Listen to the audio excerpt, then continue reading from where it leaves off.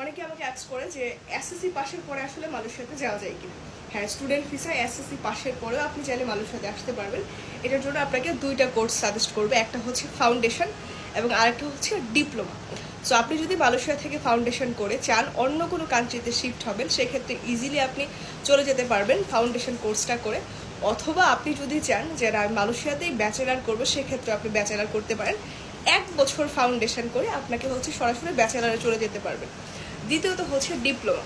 আপনি যদি চান যে না আমি আমার এসএসসির পরে মালয়েশিয়াতে ডিপ্লোমা করব, সেক্ষেত্রেও ডিপ্লোমা করতে পারবেন।